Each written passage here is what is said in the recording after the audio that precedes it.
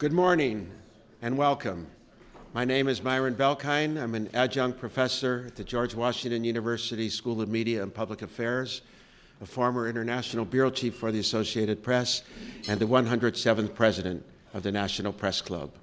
The National Press Club is the world's leading professional organization for journalists committed to our profession's future through our programming, with events such as this, while fostering a free press worldwide. For more information about the National Press Club, please visit our website at www.press.org, and to donate to programs offered to the public through our National Press Club Journalism Institute, please visit www.press.org/institute. On behalf of our members worldwide, I'd like to welcome our speaker and those of you attending today's event. Our head table includes guests of our speaker as well as working journalists who are club members. So if you hear applause in our audience, I'd like to note that members of the general public are attending, so it's not necessarily a lack of journalistic objectivity. I'd also like to welcome our C-SPAN and public radio audiences. You can follow the action on Twitter using the hashtag NPCLunch. After our guest speech concludes, we'll have a question and answer period. I'll ask as many questions as time permits. Now it's time to introduce our head table guests. I'd ask each of you to stand briefly as your name is announced.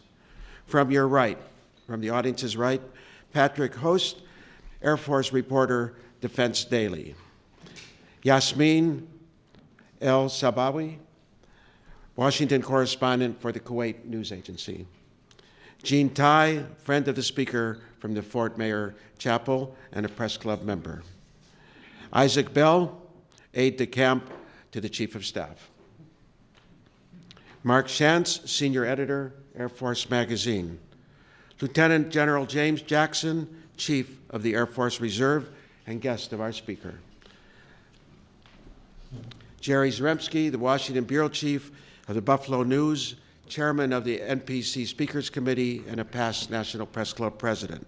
Skipping over our speaker for a moment, Eric Meltzer of the Associated Press and the Speakers Committee member who organized today's event. Thank you, Eric.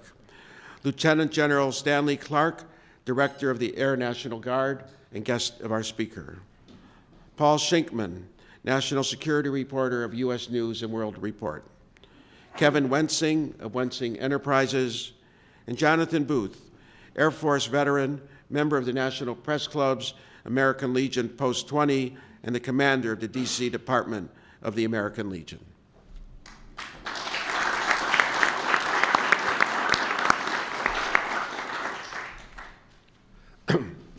Since becoming the 20th Chief of Staff of the U.S. Air Force in August 2012, General Mark Welsh has had a consistent presence in the headlines. Faced with budget cuts after the effects of sequestration, Welsh announced plans to cut the A-10 Thunderbolt II and U-2 fleet, a move not popular with all members of Congress. He is not entirely unsympathetic, telling a congressional subcommittee, quote, "Every major decision reflected in our budget proposal hurts.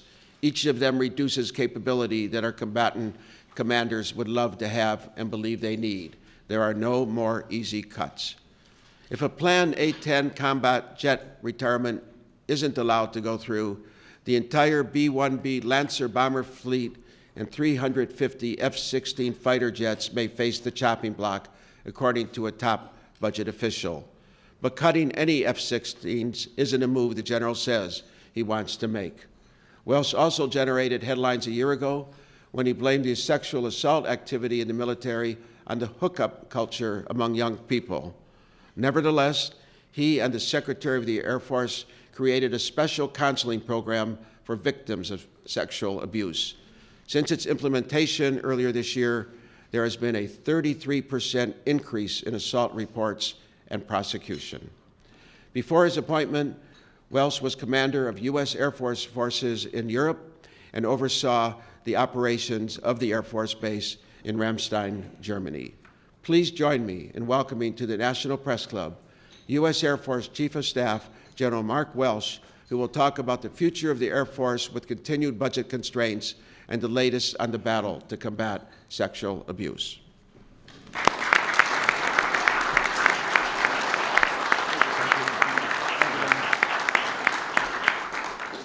Myron, thank you so much for the introduction, and congratulations on your appointment as the president, but more importantly on a remarkable career in your chosen profession. Ladies and gentlemen, thanks for letting me be here. This is actually pretty cool.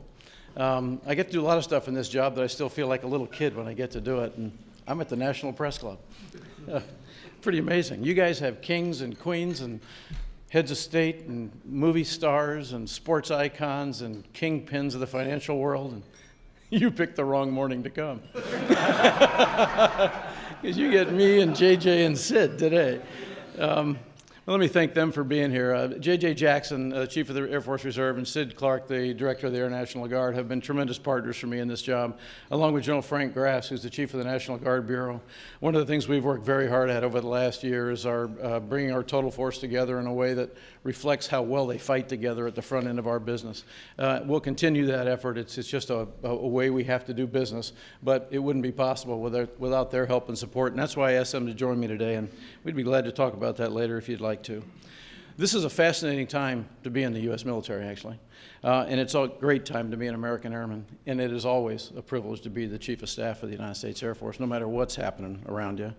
Your airmen are very proud of who they are. They're incredibly proud of what they do, and they're incredibly good at doing it. Their biggest frustration, actually, is that most folks don't really have any idea what that is. A good friend of mine is Lieutenant General Dave Goldfein, who's the Director of the Joint Staff, and Dave actually has an analogy that I will shamelessly steal this morning. I used it at CISIS in a presentation last month, and I think it describes exactly how the Air Force is seen. When you walk into a room and you look at a light switch on the wall, unless you're an electrician, you really don't have any idea what's behind the wall. But every time you flip the switch, the light comes on. Every single time. That's kind of the way our Air Force is. We don't do a whole lot of things in a world that are visible to you every day. But we have, for example, we have 600 strategic airlift sorties flying every single day around the world. That's one every 2.5 minutes, every hour of every day of the year. We have almost 130,000 airmen who make that happen, moving people and equipment around the world. I have never heard the question asked in Washington, D.C. as we look at options of moving Patriot batteries to some country, or moving a brigade combat team to another country, or moving Marines to the Black Sea, or whatever we're talking about. The question, can we get it there, never comes up. Never even heard it whispered, which is an incredible compliment to the people who do this business. When people start to think about using a precision-guided weapon somewhere on the planet, if they're an American military member, they don't worry about whether or not the satellite constellation that makes that possible is operating well that day. You don't worry about it when you start your car. You don't worry about it when you look at your cell phone to see what the time is exactly from a signal you're getting from space. We operate 8 satellite constellations and 77 satellites. We have about 25,000 airmen who do that around the clock, every day, all day, and they support military operations all over the world. We have 2/3 of the nation's nuclear triad sitting alert right now. It's the wallpaper of national security strategy, has been for a long, long time, along with the Navy's nuclear submarine fleet. They don't ask for a lot of recognition, but they do the job very, very well. They're getting attention right now. We can talk about that as well if you'd like.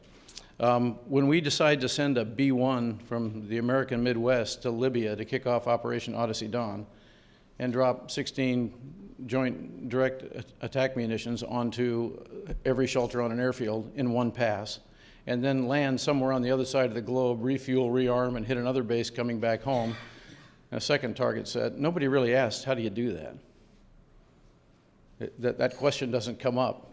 When we decide to send a B-2 launching from the American Midwest to be a show of force in South Korea, nobody really asks how that comes together. But if you think about it for a second, it's pretty spectacular. Think about the intelligence, the air refueling requirement, the command and control requirement. How does all this happen? Who's doing that? They're just kind of in the background making things happen every single day. There's a great TV commercial, a golf commercial, where the tagline is, "These guys are good." You've probably seen that. So are my guys. They're incredibly good. Luckily, our combatant commanders know that too, and so the demand for what the Air Force provides is on the rise. Unfortunately, the supply is going in the other direction. And that's what we're facing with the sequestered level budgets we're looking at in the future and the decisions we're having to make. As Myron mentioned, every recommendation we're making these days does hurt. It's taking capability or capacity away from combatant commanders, things that they believe they need and things that we would like to provide, but just won't be able to in the future because we have to be part of the solution for the nation to the budget deficit. We got that. And we're figuring out how to wisely move forward, keeping our Air Force balanced as we downsize it over time. We're reducing capability in every one of our core mission areas. That's the reality of it, every single one of them. We're cutting our modernization programs by 50%. We're protecting a couple of key programs that we think we have to recapitalize, the KC-46 tanker, the F-35, and the long-range strike bomber, for operational reasons, so that we have a viable Air Force 10 years from now, which is also part of our job, not just being ready to operate today. We're doing everything we can to maintain that balance between being ready to do the nation's business today and being capable of doing it 10 years from now, against threats that are clearly getting more capable in some areas and getting more complicated in others.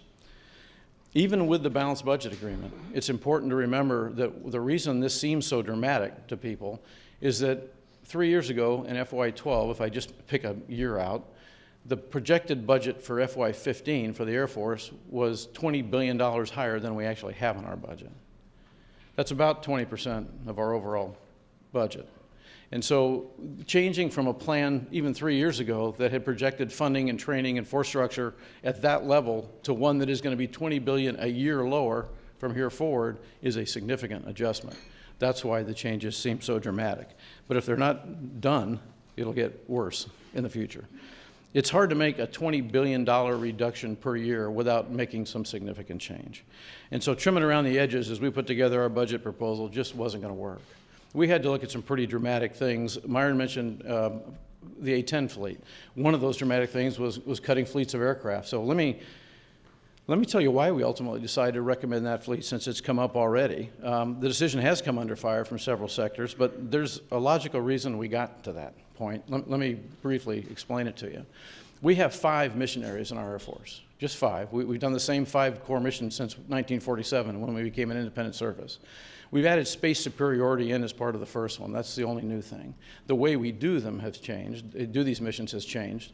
The domains we do them in have changed. We do air, space, and cyber domains now, but we do the same 5 missions. So we do air and space superiority. We do global strike, ISR, airlift, and command and control. That's it. We're not that complicated. So in air and space superiority, we are taking cuts in this budget. But a few years back, we capped our F-22 buy. The F-22 is kind of the hinge pin of air superiority for the United States of America, not just for the United States Air Force.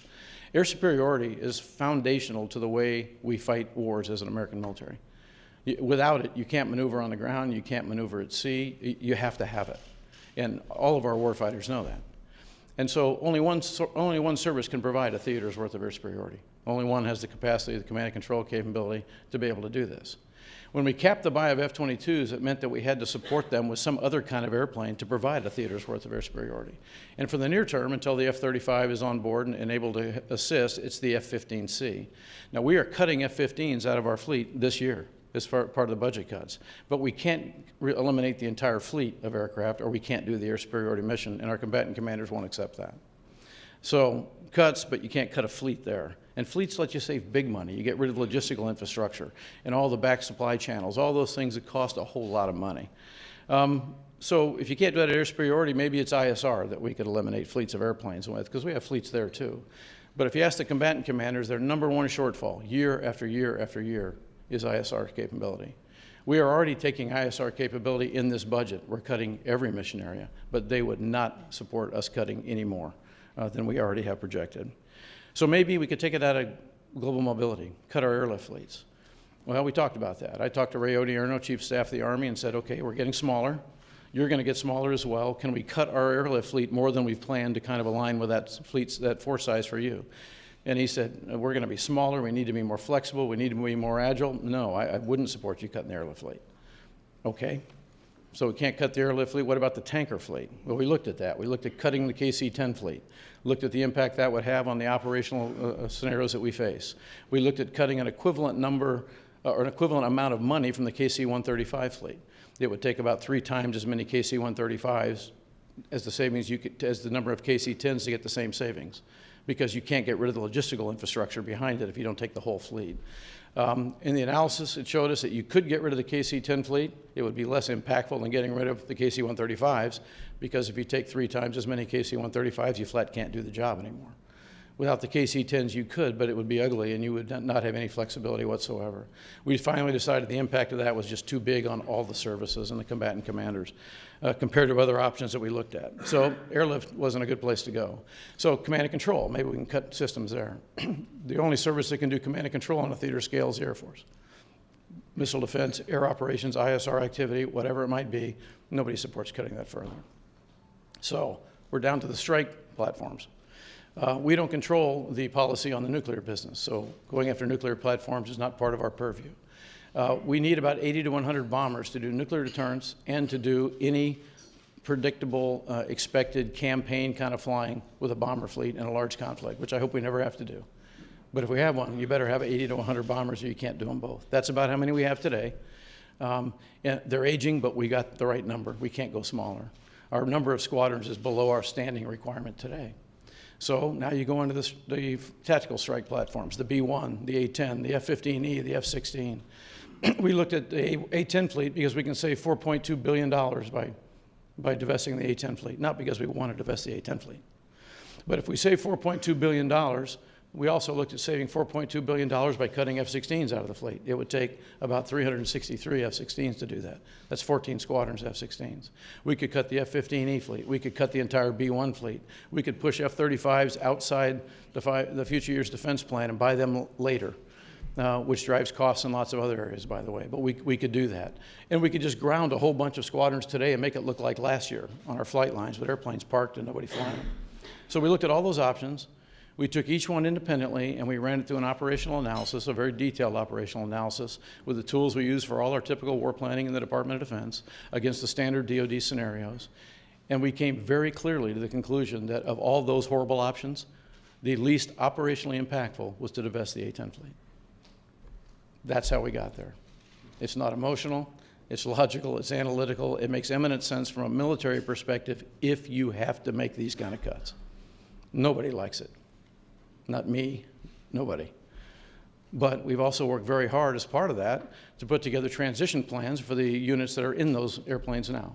One of the things that Sid and JJ and I spend a lot of time on in our planning routinely, and that these guys, Sid in particular, spent a ton of time on in this budget, was looking at, for those Guard and those reserve units impacted by losing the A-10, is there a plan where we can move other hardware into the reserve component to transition those units into missions that are viable for the long term, because that's what we owe our reserve component. So we do have a plan to do that. If we don't divest the A-10s from those units, the plan will come unraveled. We will not have force structure at the right time to migrate into those units, and we'll start the planning over again.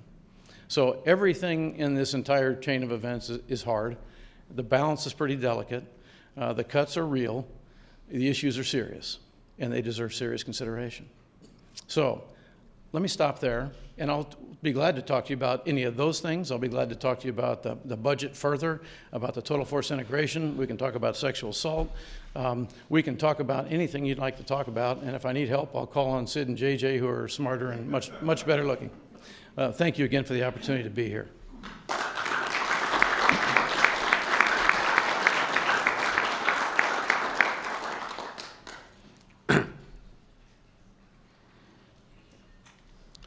The Air Force is looking for a guiding concept to build and modernize around, and you've mentioned recently you believe the U.S. Air Force should focus on strategic agility. In practical terms, what does this term mean, and how difficult is it to implement in this budget climate?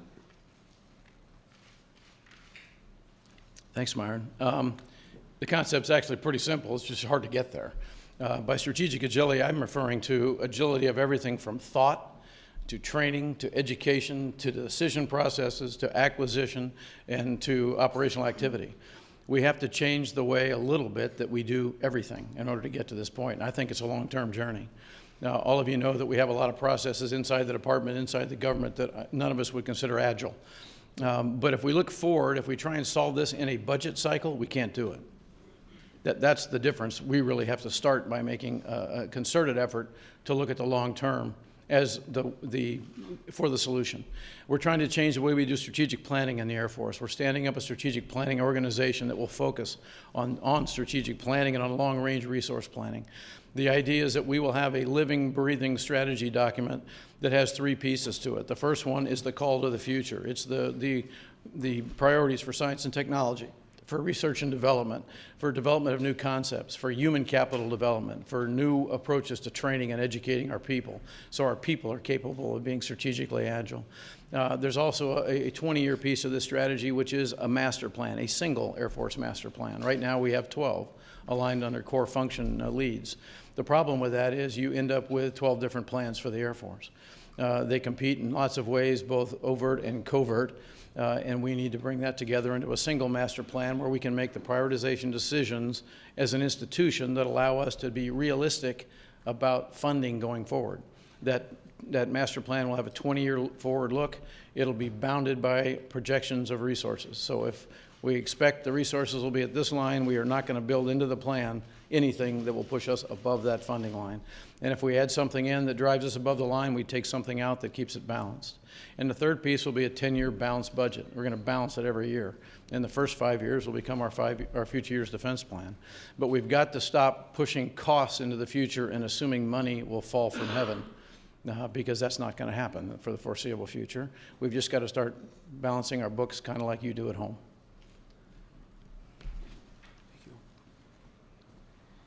It is well known you are an A-10 pilot with several hundred hours of time in that airframe.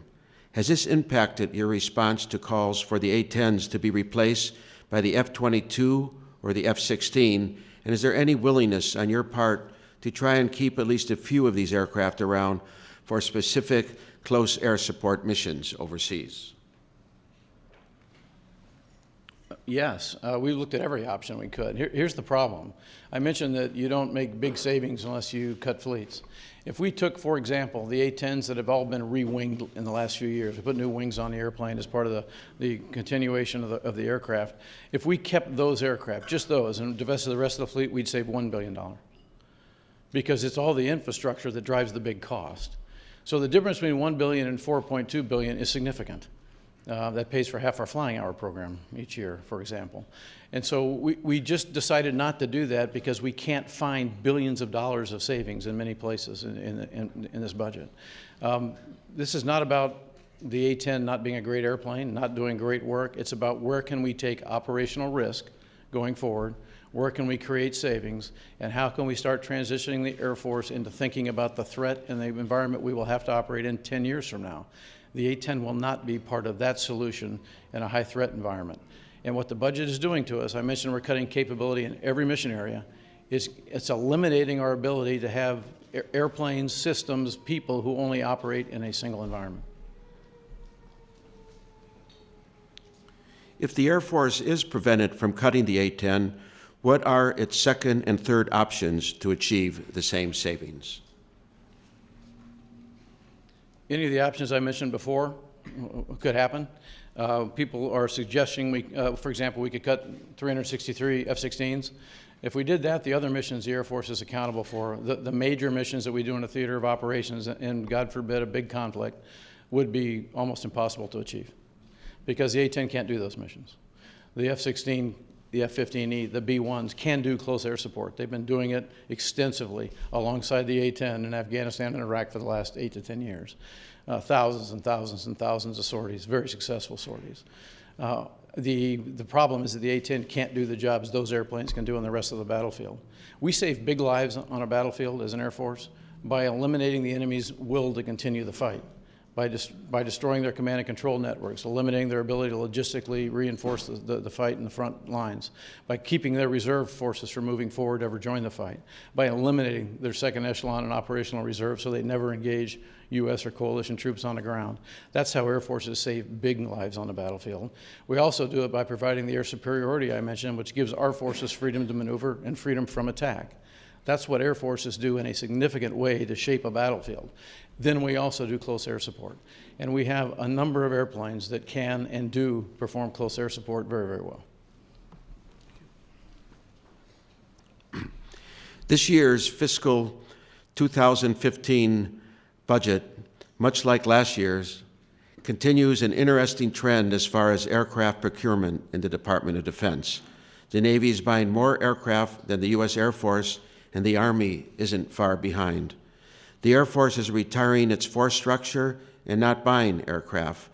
While planning to combat sequester-related cuts, what do you say to the airmen who join the Air Force to fly aircraft? Is help on the way? You make it sound as if the Navy and Army are expanding, and I don't think that's the case either. Airmen who join the Air Force join it because they're, for lots of reasons initially. They find when they come in the door, even if it wasn't the pride that attracted them, it hooks them. They get very proud of who they are. They get very proud of what they do and how well they do it. They get very proud of the people they stand beside, just like the folks in our other services. I have a son who's a Marine infantry officer. He's the same way. He just could not be prouder to come to work every day and work with the people he gets to work with every day. And that's what our airmen are looking for. They are looking for the opportunity to be good at what they do. That's the one thing that will cause them to walk away. One of the things that we are trying to do in the Air Force is we are trying to balance our force at a size where we can afford to train and operate it. We didn't choose the law that was passed, but it's a law. And in 16, we will return to sequestered levels of funding according to the law. If that happens, we cannot operate and train our Air Force at the size we are at now. We have got to downsize. Our people understand that, although it's tough on them. It's a horrible environment to be operating in, worrying about who's going to be there next year, who's not going to be there next year. We're trying to do force management this year so we can reduce the size as quickly as we can and then get past this trauma in the next 12 to 15 months. And whoever's in the Air Force at that point in time, we start to focus on the future. So that's the approach we're trying to take, Myron. In the longer term, the Air Force is buying a new tanker and procuring a new bomber in the coming years. It also wants to step up F-35 recapitalization in the coming years by many times today's rate, and also move to procure a new J-STARS replacement by the end of the decade. That is an unprecedented modernization curve in the history of the service, not taking into account the large and growing expenditures related to space. How will the service manage all of this? Well, first, we have to manage it realistically. One of the keys to strategic agility, in my mind, is taking an honest look in the mirror routinely and making sure that you can afford what you're planning to do. We think the budget we submitted this year is a step toward managing this in a way that's fiscally responsible over time, not just over the next year or next 5 years. All the things you mentioned are in the current plan. We're not asking for new money for them. We're not trying to raise the budget line to get it. It's in the plan, even at these reduced levels. What it means, though, is in our military judgment, those are the things we need to be successful, not just today, but 10 years from now, against the threat as we see it. What we can't do is maintain everything else that we would like to keep going and still be able to make that transition. That's the dilemma we're facing. Do you want a ready force today, or do you want a ready and modern force tomorrow? That's the tightrope we're walking.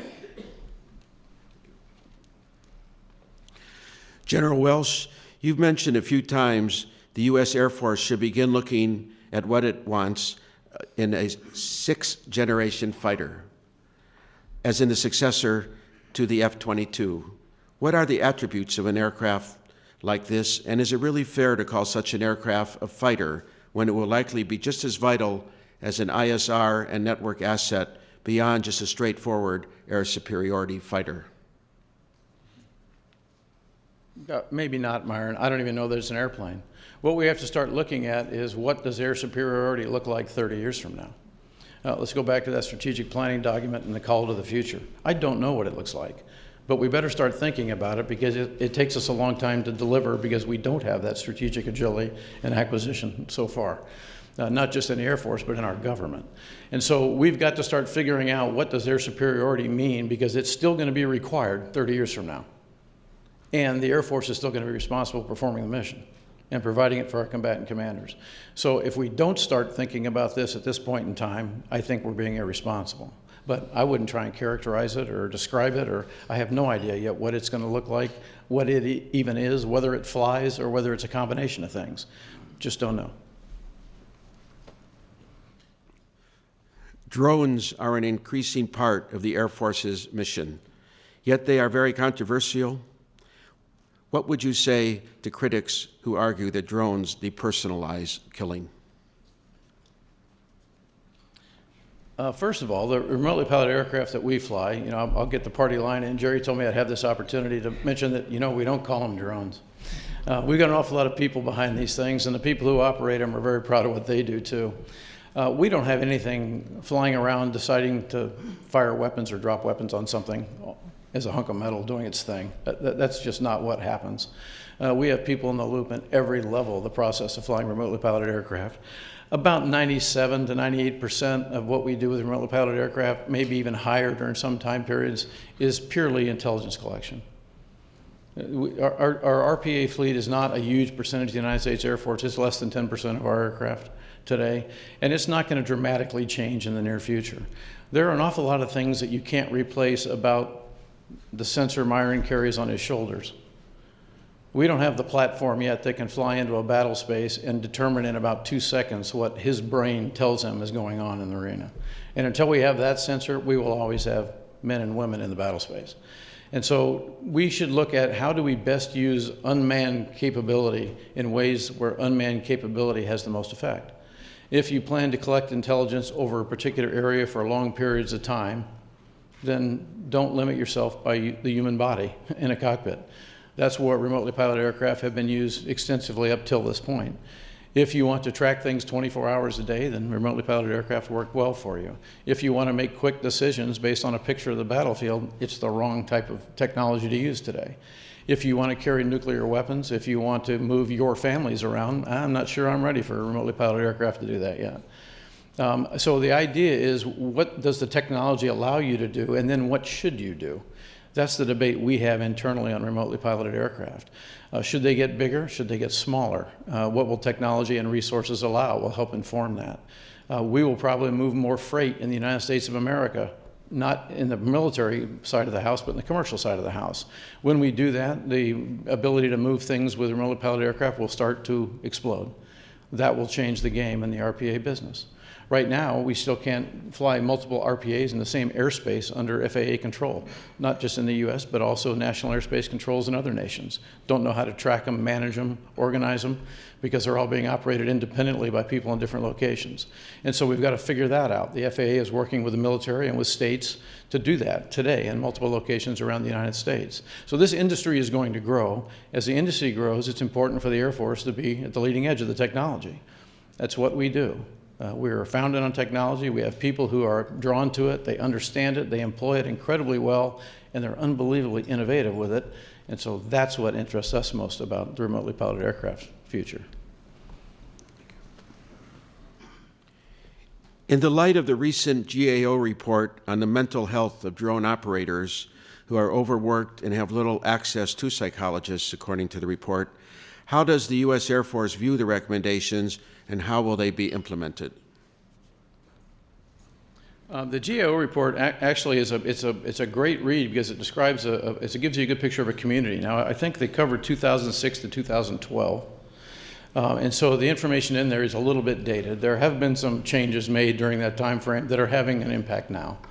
If you look at the results of some of the focus groups that are counted in there, you'll see some of the focus groups tell you that they don't believe there is a problem with promotion rates today in the community. They do have access to medical care and counselors. All that has changed as a result of the effort we've been making over the last 4 or 5 years. So I think that we're just progressing. This career field is new. Remember, we're at the right flyer stage of remotely piloted aircraft, basically.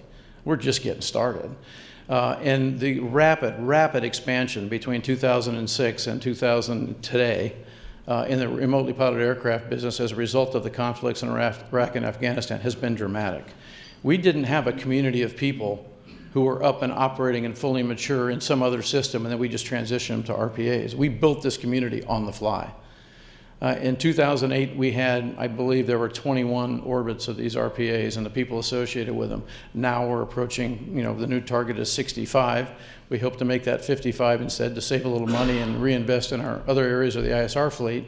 But that's the way we've been growing, and that is a huge investment of people and of cash to try and meet the needs in Iraq and Afghanistan. and the needs of the counterterrorism conflict around the world.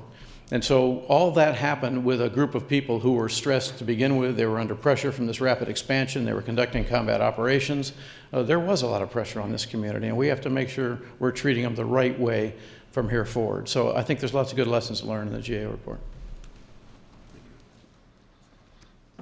Why did the United States wait for so long to develop technology for a next-generation rocket engine for launch?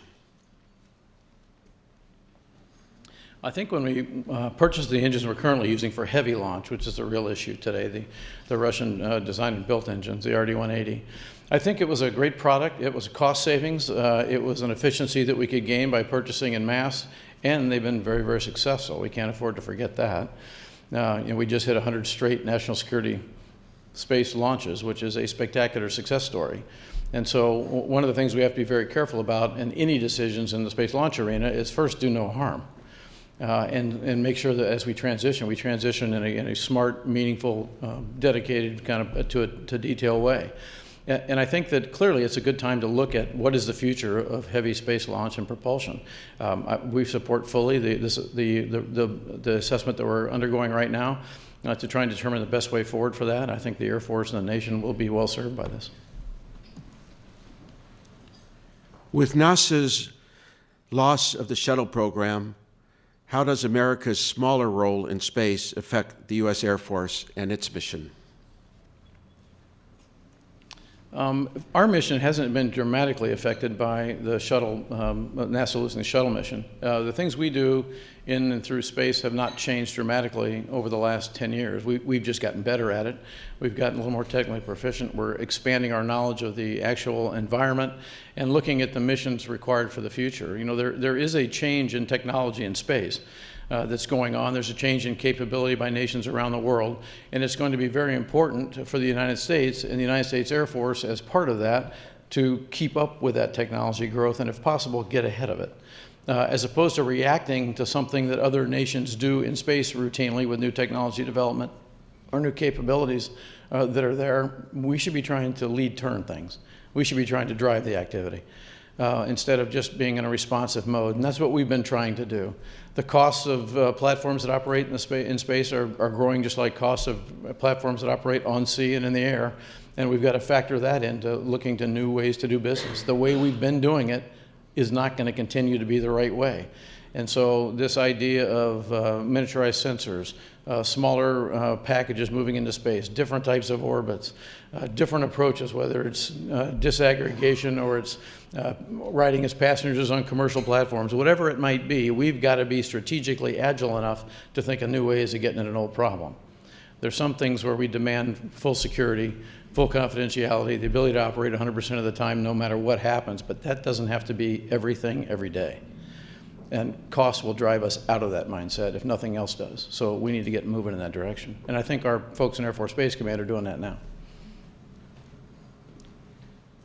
Lieutenant General Johnson of the Air Force Academy has had to make elimination of about 10 majors in response to the cuts that were mandated under the new fiscal year 15 budget cuts. How do you feel about this heavy-duty impact to the Academy's mission? And is it possible for the endowment, a considerable underwritten fund, to help offset some of this academic and outside cutting mandated by the defense budget?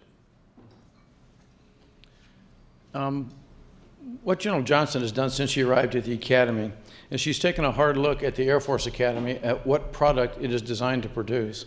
We helped her by kind of outlining that requirement for her. What do we expect a graduate of the Academy to be and to be able to do? She has then started an effort that she's calling the essence of the Air Force Academy, of USAFA, the United States Air Force Academy. And the idea is to determine exactly what is it that we have to do incredibly well at the Academy to produce that graduate.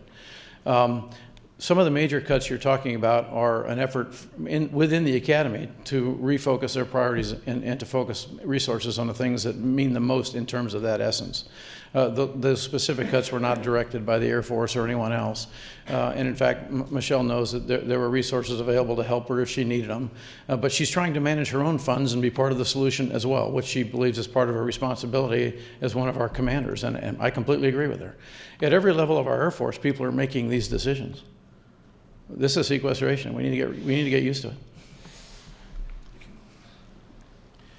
General Welsh, you are one of only a couple of chiefs who graduated from the Air Force Academy in Colorado Springs. How has that affected your thoughts toward the problem of sexual harassment the Academy has been experiencing, and how do you feel they are progressing toward dealing with this problem once and for all? I am a graduate of the Academy. I'm a proud graduate of the Academy. But my thoughts on sexual harassment were really formed by growing up as the son of the world's greatest mother and the brother to 5 incredible sisters. They pretty much shaped my moral fabric on issues related to respect between the sexes at a very young age. My family is a family, because of my parents, that shows respect for each other all the time. We always have. We love each other, we respect each other, and the idea that you would not act that way to people of another gender is just beyond my comprehension, quite frankly. So that has formed my views on this much more than being at the Air Force Academy. My experience at the Air Force Academy was without women in the actual cadet wing. We didn't have women when I attended. And so I've worked there since, but I was not a cadet in that environment. But whether it's at the Air Force Academy or an Air Force wing anywhere on the planet, or it's in the town outside the front gate, this is unacceptable behavior, period. The difference in the last couple of years in the Air Force in the discussion on this topic is palpable. And if you haven't visited an Air Force wing, talk to the people on the base about the discussions they're having at the lowest levels, airmen up, then you don't really understand how this environment is changing. Now, trust me, I'm not claiming victory. We'll claim victory when we have victory. So we'll celebrate when the number is 0. And I don't think that will happen in the human domain. So what we have to make sure is that we are doing everything possible to prevent environments that lead to things worse than harassment even. But it starts with lack of respect for individuals. It starts with lack of understanding that inclusion is a strength of ours. It starts with lack of understanding that diversity must be a strength of the United States Air Force. Those are the things we're focused on. We've had a lot of visibility and activity in the higher end crimes that occur, but really it starts with human behavior toward other humans.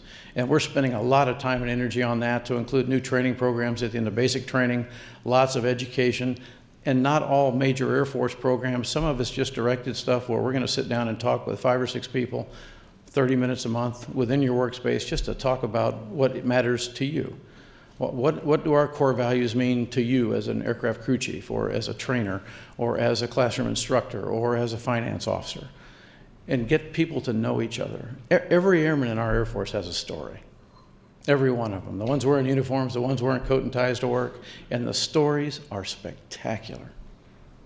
Some of them are inspirational, some of them are a little sad, but they're unique. And until we know the stories, we just can't take care of the airmen the way we should. So that's the drive.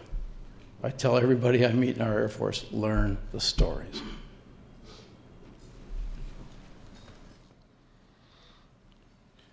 One more question in this area. Senator Kirsten Gillibrand argues that commanding officers do not have the training to always properly handle complaints of sexual assault in the military. What makes you confident that all of the commanders in the Air Force are prepared to deal with such cases when they are not trained prosecutors? No one. Commanding officers in the Air Force, leaders of industry, nobody is fully prepared to deal with every issue related to this area. There are just too many of them to comprehend. Every commander in the Air Force is, however, advised by a trained prosecutor. And here is a fact. We pulled every court-martial case in the Air Force for the last 3 years. We did this about 8-9 months ago. Over those 3 years, we had, I believe the number, and I could get this wrong, but I'm close, 2,411 court-martials. Of those 2,411 court-martials, there were 25 instances where the commander did not agree with his Judge Advocate General's recommendation on the proper disposition of that case. In 13 of those cases, the Judge Advocate General asked the higher level commander to review his recommendation, and the higher level commander accepted the JAG's recommendation. In 12, they did not. They supported the lower level commander. So in 12 of 2,411 cases, which is a pretty small percentage, about 0.5% actually, we did not have agreement between the commander and the JAG on the best way forward in 12 cases. One of those was a sexually rated case. So the idea that the commanders aren't trained and therefore you don't take the right action is an interesting discussion, but it's not true. It doesn't happen. It just doesn't happen. And so that logic doesn't track well with me. I'll tell you what I do like. I love Senator Gillibrand's passion on this issue. While I don't agree with her on this particular point, I love her passion on the issue and the passion of a lot of members of the United States Congress. Because we are making changes, we can make changes in the future with their support. And by the way, some of them have a lot of experience in this arena, including the legal arena, and they've got great ideas. Special Victims Council, which the Air Force is getting credit for implementing a year ago, was an idea that came from the United States Congress, a great idea. And it's been a huge, huge program for us. So I think this is a partnership. It has to be a partnership going forward. People tend to focus on the differences, but the support we can give each other in this arena is what will make us successful. How have the Iraq and Afghanistan wars affected the Air Force's role? Actually, they haven't changed our role at all. We've gotten better at supporting low-intensity conflict, the counterinsurgency fight, just as all the services have, because that's what we've been focused on. We've made huge, huge developments in tactical airlift and tactical airdrop. Most people don't know the precision airdrop capabilities of the Air Force have come leaps and bounds forward in the last 10 years. We used to need about a 600-yard square drop zone to drop things into in a battlefield environment. Now we can literally land something on this head table. It's pretty incredible. We have the ability now to move patients from a battlefield in Afghanistan to full trauma care centers in the United States, who the director of trauma at the UCLA Medical Center told me one day he wouldn't move from room 110 to 111 in his hospital because he couldn't stabilize them long enough. The medical advances over the last 14 years in battlefield care all the way to critical care transport to revolutionary surgical techniques and new technology have been absolutely stunning. And I think over time will just be a signal achievement of people in the Air Force over the last, and the entire joint medical community over the last 10 or 12 years. The core missions of the Air Force haven't changed at all. We're still doing them all. You're just not reading about them in the paper. They're happening all the time. It's the light switch. We're still doing all those other things all over the world.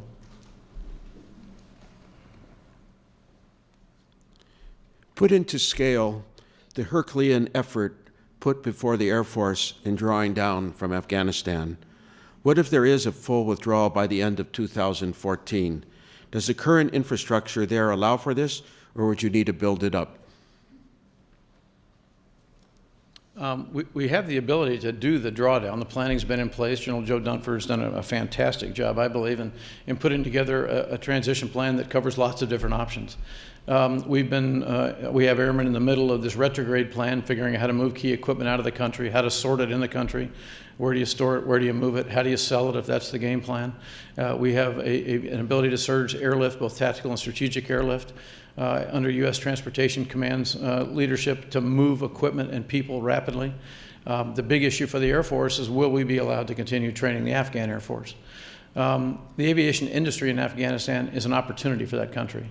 It's an industry that could be incredibly successful and meaningful for them in that region, but it hasn't been robust in the past. Their Air Force will lead that effort. Their airmen will lead that effort.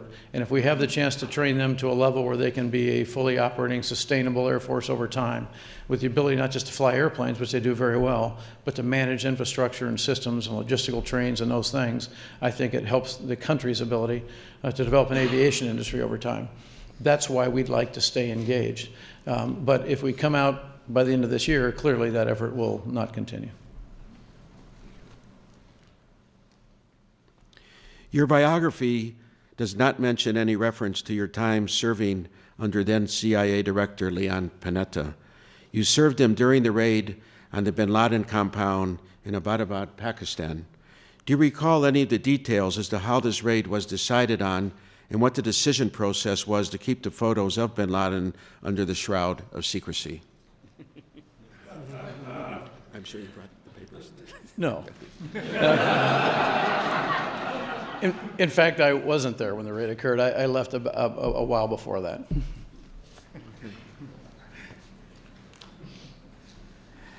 Do you think this raid and aftermath permanently hurt our military, political, and diplomatic relationship with the government of Pakistan? And what do we have to do to repair this relationship?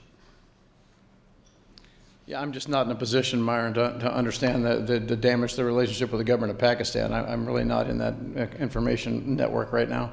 I'll tell you this, one of the things that we do in the military, though, is we try and make connections with our service counterparts. I do know the Pakistani attaché here in the U.S. I have met with I have the new Pakistani ambassador coming to meet here within the next couple of weeks. We are trying to arrange a visit for me to visit Pakistan, meet with the air chief, also to invite him here to the U.S. so I can meet with him. One of the great things about the military is that there really is a kind of a common understanding between nations of people who do the same things, whether it's banking, finance, military, or whatever. With airmen, it's really kind of a unique thing. I don't know why, but we just kind of connect. And Sid and JJ will tell you the same thing because they've met with airmen all over the world and flown with them. There's just a connection that happens very easily. And so while the military may not be the pillar of an international relationship or a bilateral relationship between the United States and some other country, we certainly can be part of the connective tissue, and we'd like to be that with Pakistan. Several weeks ago, Secretary James and yourself announced the dismissal and retirement of 10 command-level captains and majors from the Malmstrom Air Force Base Missile Command for cheating on a routine periodic proficiency test. What has happened to this testing regime, and what changes are being considered and implemented to make sure this climate of cheating does not continue? The people who were relieved and who resigned were all lieutenant colonels or colonels. It was the wing commander, the group commander, the deputy group commander, and then the squadron commanders of the missile squadrons at Malmstrom.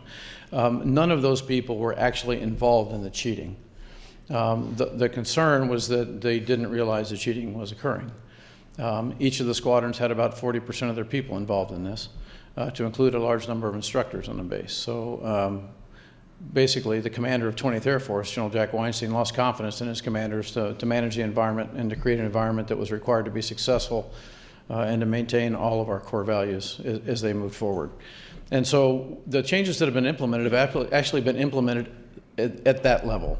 The Secretary and I are not telling them what to do. The commanders involved, General Weinstein at 20th Air Force, General Sevey Wilson at Air Force Global Strike Command, put together a command-directed investigation. They put together some formal focus groups. They formed a major an effort called the Force Improvement Program, where they brought people from every part of the nuclear community together with experts and advisors from outside, including people from other services and from outside the military, to look at every part of the enterprise and see if there is a way to start making changes that will have meaningful effect. Over the last 6 or 7 years, we've done 20 different studies on the nuclear community. The Air Force didn't just start focusing on this about 2 months ago. Of those studies, we have taken about 1,056, I believe is the number, but it's 1,000 and some recommendations that have already been completely implemented. One of the things that was not highlighted is this idea of cheating in any of those studies. But some of the other issues that we found in all these focus groups and the look that General Wilson has taken were identified before, and we had made partial movements to fix these things, but obviously not extensive enough. And so we now have 300 additional recommendations from this internally developed focus group effort, and we are going to march down the solution sets one at a time, figure out where we can put resources, where we should put resources, where do we have the most impact.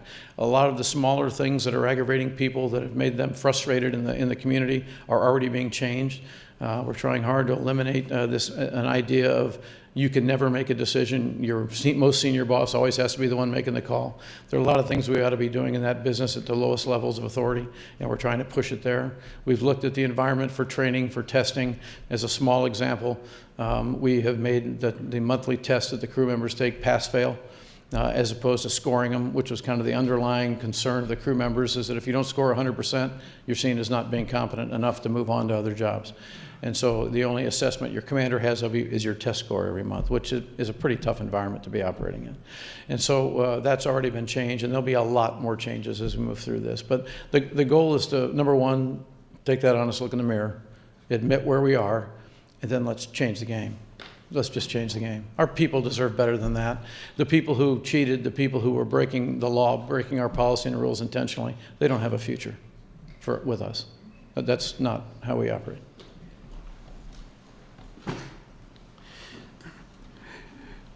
Peering into the crystal glass, are you seeing signs from Congress that sequestration levels will not return in 2016? I am not seeing any indications of that.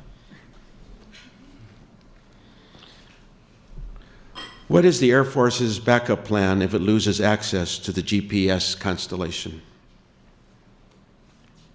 One of the great things about the GPS constellation is it does bring a lot of redundant capability. It is dispersed enough that it's very difficult to remove the GPS constellation. We are, however, have been looking at partnerships with other nations who also have navigation type systems. We're also looking at technology in the future that uses different ways of precision navigation, things that we think would be useful, whether the GPS signal is denied or whether the system is compromised, or whether we can't develop coalition or allied partnerships that allow us to use their systems everywhere in the world we don't have immediate access. So lots of efforts going on in this regard. I'm pretty confident about precision navigation in the future, but we have to have a varied menu of things to choose from if we want to guarantee the ability to use it, and we've become reliant on it. We have to be able to navigate precisely, to set timing precisely, to operate the way we are operating as a U.S. military around the world.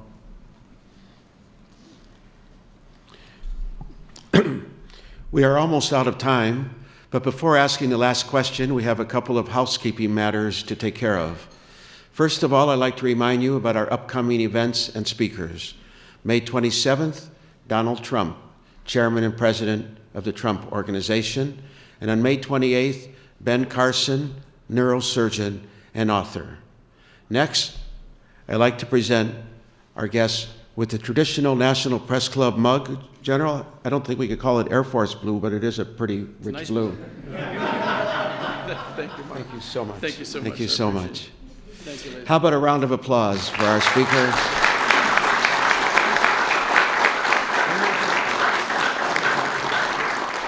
Thank you all for coming today. We are adjourned.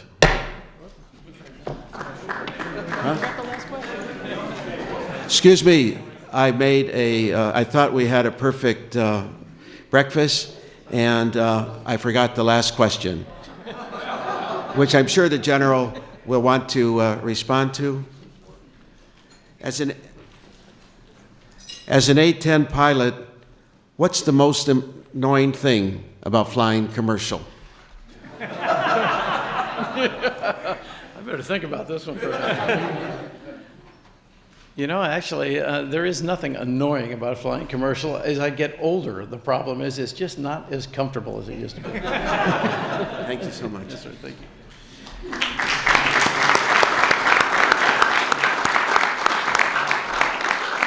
Thank you again. We are adjourned for real this time.